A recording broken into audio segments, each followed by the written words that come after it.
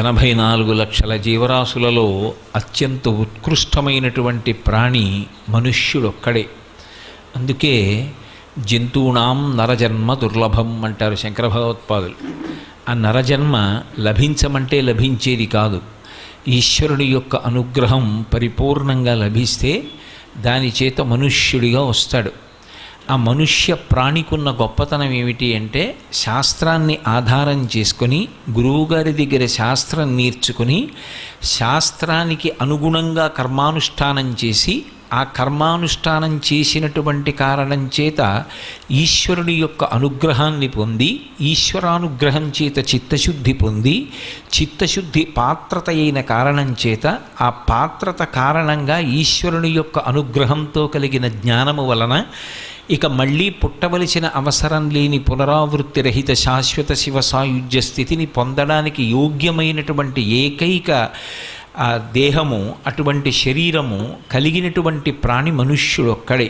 అందుకే మనుష్య ప్రాణి అనేటప్పటికీ అంత విశేషమైనటువంటి స్థాయిని శాస్త్రం కల్పించింది.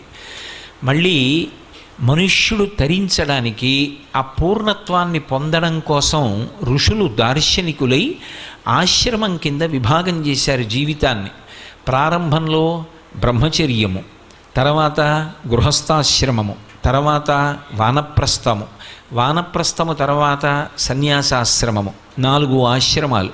ఇందులో అందరూ చిట్ట చివరి ఆశ్రమాన్ని ఆశ్రయించినా ఆశ్రయించకపోయినా కనీసం ఈ 3 ఆశ్రమాలలోనైనా తరించే ప్రయత్నం చేస్తారు. తరించుట అంటే దాటుట అని. ఏది దాటుట అంటే జనన మరణ చక్రం నుంచి విడుదల పొందడం, సంసార సముద్రాన్ని దాటడం. పునరపి జననం పునరపి మరణం పునరపి జననీ జఠరీ శయనం ఇహ సంసారే బహుదుస్తారే కృపయాపారే పహిమురారే అంటారు శంకర భగవత్పాదులు.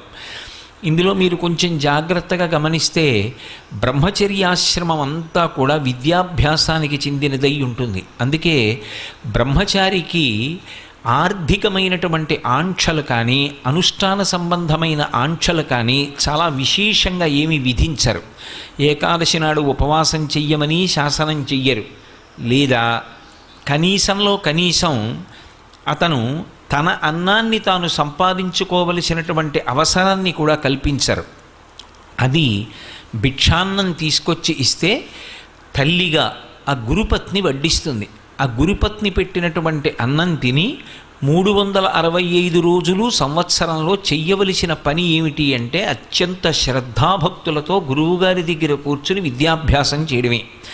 ఆ బ్రహ్మచారిగా ఉన్నప్పుడు ఏ విద్యాభ్యాసం చేశాడో, ఏ విద్యని సముపార్జించాడో అదే అతనికి జీవితాంతం కూడా అతని అభ్యున్నతి కొరకు కర్మానుష్ఠానమునకు ప్రమాణంగా నిలబడుతుంది. అందుకే బ్రహ్మచారికి ఇంకా ఇతర కర్తవ్యములు యథార్థమునకు లేవు. అతని ప్రధాన కర్తవ్యం ఏమిటి అంటే విద్యని సముపార్జించుట ఒక్కటే.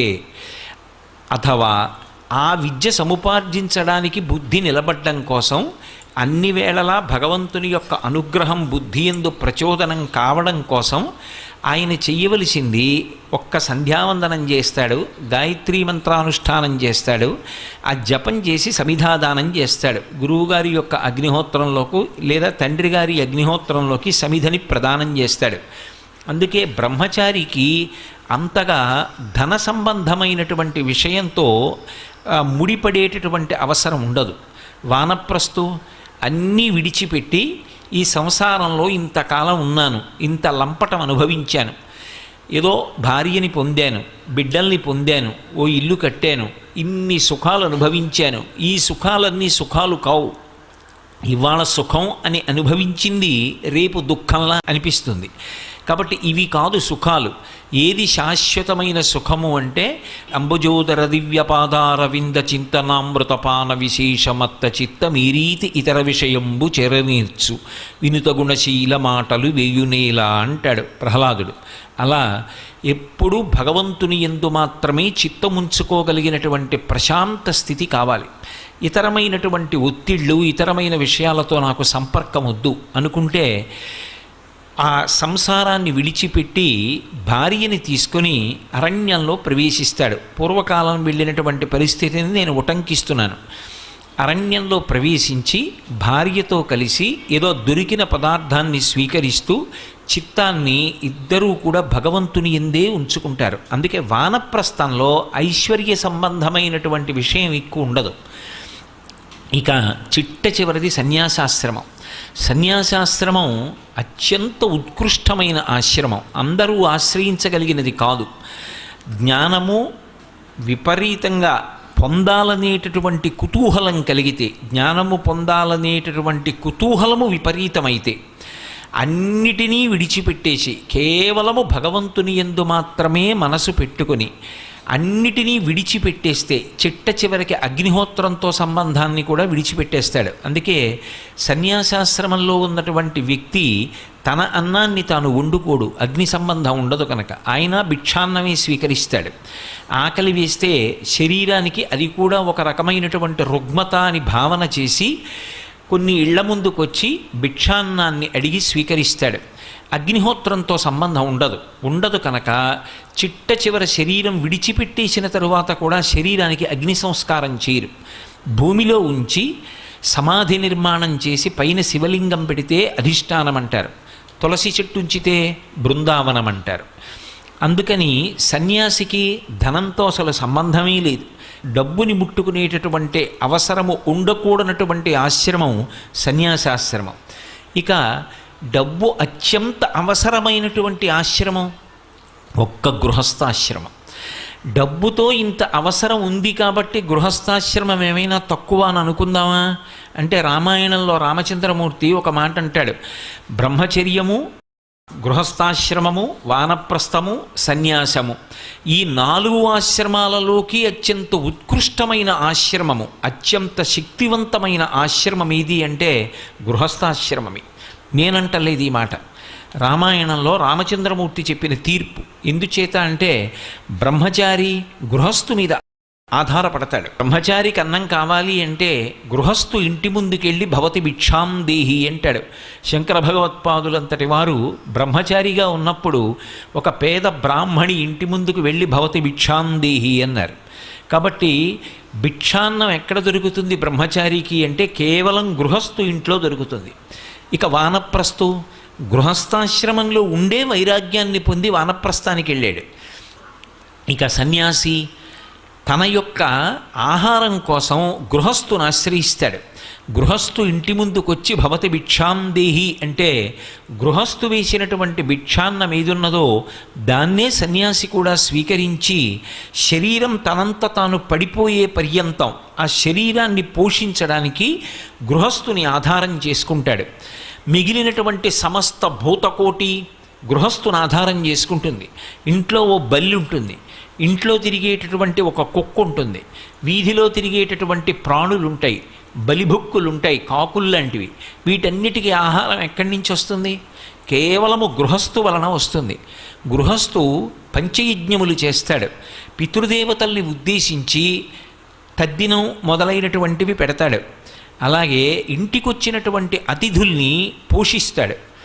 అలాగే తాను తన పిల్లల్ని కర్తవ్యతా దృష్టితో పెంచి పెద్ద చేసి విద్యాబుద్ధులు చెప్పించి వాళ్ళకొక యోగ్యమైనటువంటి ఆశ్రమాన్ని కల్పిస్తాడు.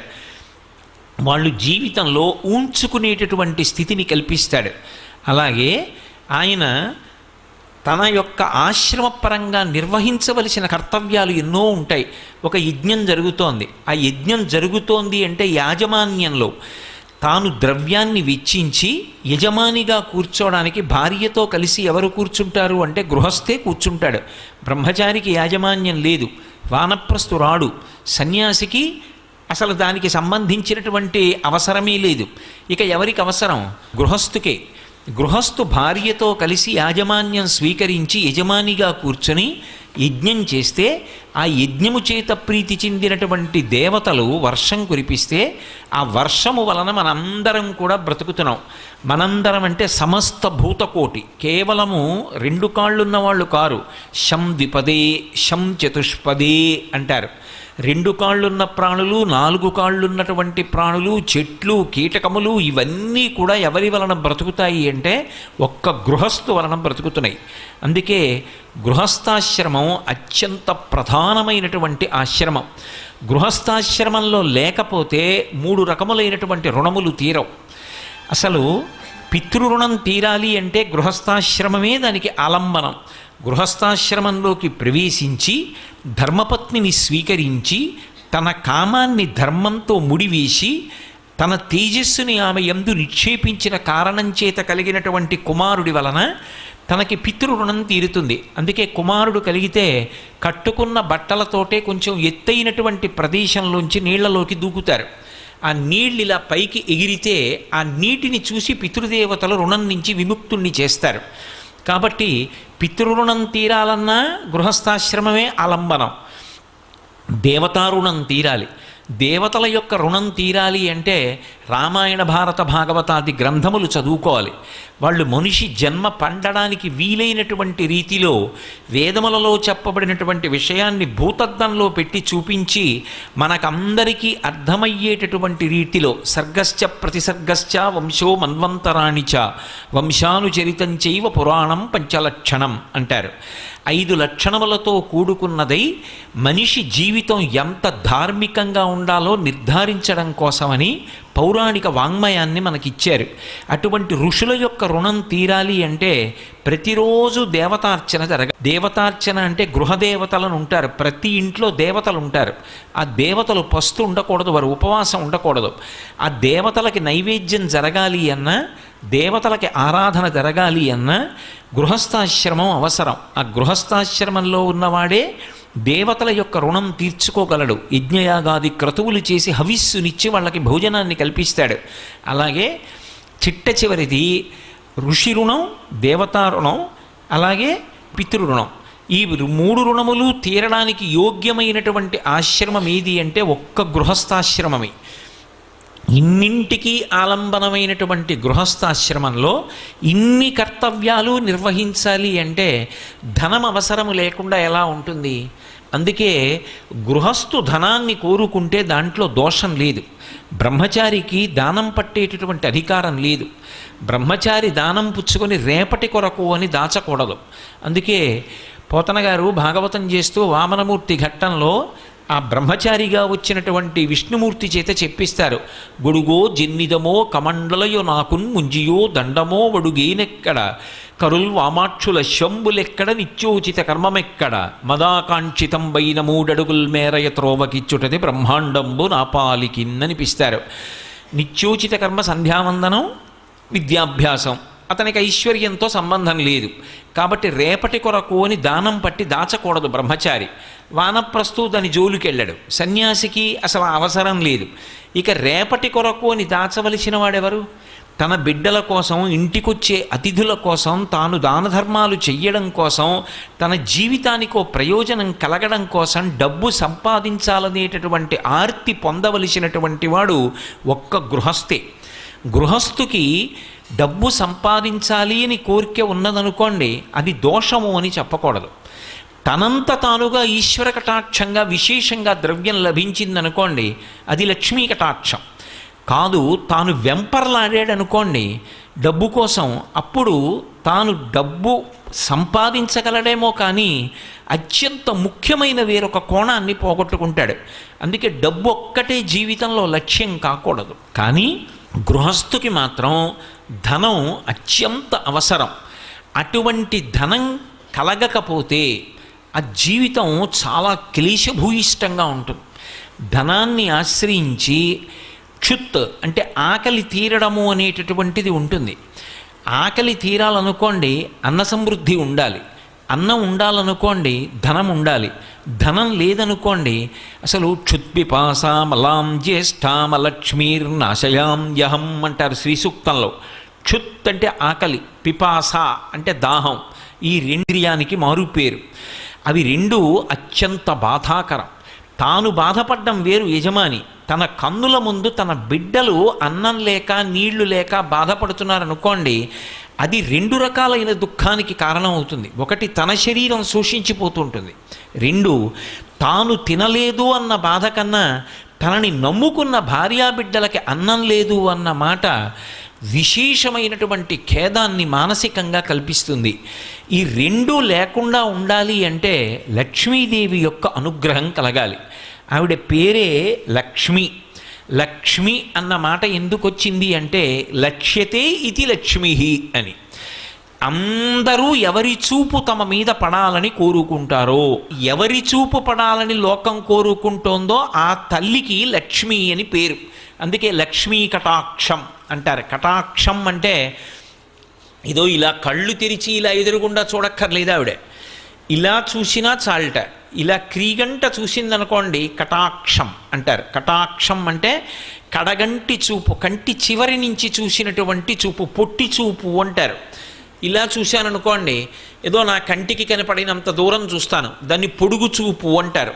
పొడుగు చూపు గొప్పదా, పొట్టి చూపు గొప్పదా అంటే అనుగ్రహాన్ని వర్షించేటప్పుడు పొడుగు చూపు గొప్పది కాదు, పొట్టి చూపు గొప్పది. ఎందుకని అంటే మీరు చూడండి, బాగా మిక్కిలి ప్రేమ ఉందనుకోండి, అంత మిక్కిలి ప్రేమ ఉంటే ఆ వస్తువుని దగ్గరుంచుకొని అదే పనిగా ఇలా చూసుకుంటూ ఉంటాడు, అది ఉందా లేదా అని. ఇలా చూసుకుంటున్నాడు అంటే ఇలా కళ్ళు తిప్పి అస్తమానం దాని వంక పొట్టి చూపు చూశాడు, ఇక్కడ వరకే కనపడుతుంది, అది దాటి కనపడదు. ఆ పొట్టి చూపు చూసుకుంటున్నాడు అంటే తనకి ప్రేమ ఉన్నది, అది కటాక్షం. కటాక్షం అంటే పొట్టి చూపు. అమ్మ నీ కటాక్షము కావాలి అని అడుగుతారు. ఆ తల్లి అనుగ్రహం దేని చేత వర్షింపబడుతుంది అంటే ఆమె యొక్క కటాక్షము చేత. అంటే ఆమె కడగంటి చూపు చాలు ఎంతటి ఐశ్వర్యాన్నైనా ఇచ్చేస్తుంది, ఎంతటి శక్తినైనా కటాక్షించేస్తుంది.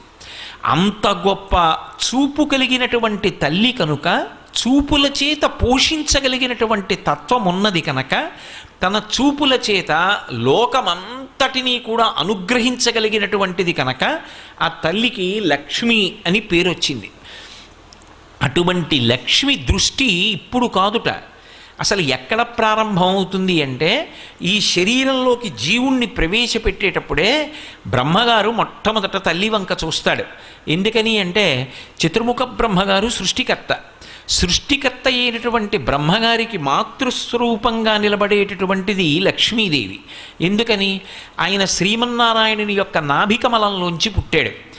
అయినప్పుడు నారాయణుడి తండ్రి అయితే నారాయణుని యొక్క ఇల్లాలు శ్రీ మహాలక్ష్మి ఆయనకు తల్లి. ఆయన ఒక జీవుణ్ణి శరీరంలోకి పంపిస్తున్నాడు అనుకోండి, నేను మీతో ఇంతకుముందే మనవి చేశా, ఇతర ప్రాణులకు ఈ బాధ ఉండదు. అసలు మనుష్యులలోనే గృహస్థాశ్రమంలో ఉన్నవాడికి తప్ప ఇతర ఆశ్రమంలో ఉన్న వాళ్ళకి ధనంతో అంత పెద్ద సంబంధం లేదు అంటే ఇక మిగిలిన ప్రాణులకు ధనంతో పెద్ద సంబంధం ఏముంటుంది? ఉండదు. వాటికి ఉండేటటువంటి కష్టసుఖాలు చాలా చాలా చాలా తక్కువ. మీరు ఆలోచించండి, ఒక కుక్క ఉందనుకోండి, కుక్కకి చాలా సమస్యలు లేవు. ఎందుకంటే దానికి ఓ ఇల్లు కట్టుకోవాలన్న బెంగ లేదు, గృహప్రవేశం చేయాలన్న బెంగ లేదు, పెళ్లి చేసుకోవాలన్న బెంగ లేదు, ధర్మపత్నిని పోషించాలన్న బెంగ లేదు, దాని పిల్లల్ని ఏదో వృద్ధిలోకి తీసుకొచ్చి 3 తరాలకి సరిపడా ఎక్కడో తీసుకెళ్ళి డబ్బు దాచాలనే చింత అస్సలు లేదు, ఇక బట్టలు కుట్టించుకోవాలనేటటువంటి బాధ అసలు లేదు, రాత్రి అయితే ఏ దోమో కరుస్తుందేమో నేను ప్రశాంతంగా పడుకోవడానికి ఒక వ్యవస్థ ఉండాలి అనేటటువంటి తాపత్రయం అసలు లేదు. ఇవేమీ లేనప్పుడు, దీని గురించినటువంటి ఆర్తి లేనప్పుడు దానికి జీవితంలో చాలా శ్రమ తగ్గిపోయిందా లేదా? ఇక దానికి లక్ష్మీ కటాక్షం యొక్క అవసరం అంత గొప్పగా ఏం అవసరం అవుతుంది? అక్కర్లేదు. దానం చెయ్యాలా, ధర్మం చెయ్యాలా, పక్క భూతములను పోషించాలా? ఓ ఎంగిలి విస్తరాకు అలా పడిపోతే బక్క కుక్కని తోసేసి బాగా బలమున్న కుక్క తినేస్తుంది, అంతే. దాన్ని పశుధర్మో నమే ప్రీతిం అంటారు వ్యాసుల వారి దేవీ భాగవతంలో. దాన్ని పశుధర్మం. కానీ మనుష్యుడు అలా కాదు, ఒకరికి పెట్టి తాను తినాలి. అతిథి దేవోభవ. గృహస్థాశ్రమంలోకి వెడుతున్నప్పుడే స్నాతకంలో చెప్తాడు గురువుగారు, నువ్వు గృహస్థాశ్రమంలోకి వెడుతున్నావు, మాతృదేవోభవ, పితృదేవోభవ, ఆచార్య దేవోభవ, అతిథి దేవోభవ అంటాడు. అతిథి ఈశ్వర స్వరూపం కాబట్టి అతిథికి పెట్టి తినాలి. అంటే గృహస్థుకి డబ్బు కావాలా వద్దా? మిగిలిన ప్రాణుల కన్నా కూడా మనుష్య ప్రాణికే లక్ష్మీ కటాక్షంతో సంబంధం ఎక్కువ అయినప్పుడు లక్ష్మీ కటాక్షం కోసం వెంపర్లాట మనకుండడం ఒకెత్తు, కానీ అసలు లక్ష్మీదేవి యొక్క అనుగ్రహ ప్రసరణం ఎక్కడ ప్రారంభమవుతుంది అంటే జీవుడు శరీరంలోకి ప్రవేశిస్తున్నప్పుడే ప్రారంభమవుతుంది. అందుకే అది ఎవరు కానివ్వండి, లలాట లిఖితారేఖాం పరిమాష్ట్రం నశక్యతే, లలాటమనందు వ్రాయబడినది తీయడం సాధ్యం కాదు అంటూ ఉంటారు కదూ, అంటే సాధనాబలం చేత దాటుతాడు. బ్రహ్మగారు ఒక పుర్రెలోకి జీవుణ్ణి ప్రవేశపెట్టే ముందు పుర్రె చేత్తో పట్టుకుని ఏమేమి ఇవ్వాలి అన్నది రాసి, అతనికి ఇవ్వవలసినటువంటి ఐశ్వర్యం అన్న దగ్గర రాసి, అమ్మ వంక ఇలా చూస్తాట, లక్ష్మీదేవి వంక. అలా కూర్చుంటుంది ఆ తల్లి. అలా కూర్చుంటే బ్రహ్మగారి చేతిలో పుర్రె పట్టుకుని అమ్మ వంక తిరుగుతాడు. అమ్మ, ఈ పుర్రెకి ఎంత ఇమ్మంటావు అని అడుగుతాడు. గత జన్మలో ఈ పుర్రెకి పేరు ఏమిటి, ఎవరు అని అడుగుతుంది. ఆవిడికి తెలియక కాదు, ఆవిడ సర్వజ్ఞురాలు. అమ్మ, ఈ పుర్రెకి గత జన్మలో పేరు ఇది, వీడు చాలా పుణ్యం చేశాడమ్మా, ఎందరికో పెట్టాడు, ఆర్తి కలిగిన వాళ్ళందరికీ పెట్టి తాను అనుభవించిన వాడమ్మా అంటట. అంటే ఆవిడ అని ఇలా కనుబొమ ఎత్తుతుంది. అంతే, ఆవిడేం మాట్లాడదు అంటుంది. ఆ కనుబొమ అలా ఎత్తిందనుకోండి, యద్రూభంగా ప్రమాణం స్థిరచర రచన తరతంయే మురారే వేదాంతా తత్వచింతాంబురభిదురసి యత్పాదచిహ్నైత్తరంతి భోగోపోద్ఘాతకీలీచులిఖిత భగవద్వైశ్యరూప్యానుభావ సనశ్రీ స్పృణీతాం అమృతలహరిధీలంఘనీయై అపాంగై అంటారు పరాశర భట్టర్లు శ్రీగుణరత్న కోశంలో. అమ్మవారు అపాంగై అంటే కటాక్షం, కడగంటి చూపు. ఆ మాట బ్రహ్మగారు చెప్పేటప్పటికీ, ఆ చేతిలో పట్టుకున్న పుర్రెకి గత జన్మలో ఉన్న పేరు చెప్పేటప్పటికీ ఓ అనుకుని మనసులో అంటుందిట, యద్భ్రూభంగా ప్రమాణం. ఆవిడ కనుబొమ పైకెత్తిందా, గొప్ప ఐశ్వర్యవంతుడవుతాడు అని వ్రాసేస్తాడు బ్రహ్మగారు. ఇంటి ముందు ఏనుగులు నిలబడి తొండములనెత్తి ఘీంకరిస్తూ ఉంటాయి, అంతటి గొప్ప ఐశ్వర్యవంతుడవుతాడు. ఆ పేరు విందావిడ. వీడా గత జన్మలలో ఒక్కరికి ఉపకారం చేసినవాడు కాదు, ఒక్క మంచి పని చేసినవాడు కాడు, ఆర్తితో ఉన్న ఒక్కళ్ళకి ఆర్తి తీర్చినవాడు కాడు, ఉన్నదంతా దాచుకుంటే తనదవుతుందని భ్రాంతిలో ఉన్నవాడు. ఆఖరికి శరీరం విడిచిపెట్టినప్పుడు తనతో వచ్చేదేది కనుక, కింవానేన ధనేన వాజికరిభిప్రాప్తేన రాజ్యేన కింవా పుత్ర కళత్ర మిత్ర పశుభిర్దేహేన గేహేన కిం జ్ఞాతైతక్షణభంగురం సపతిరోత్యద్యం మనోదూరత స్వాత్మార్థం గురువాక్యతో భజ భజ శ్రీపార్వతీ వల్లభం అంటారు శంకర భగవత్పాదులు. చిట్ట చివరికి తన ఇల్లు, తన బిడ్డలు, తన భార్య, వీళ్ల సంగతి విడిచిపెట్టండి, శరీరమే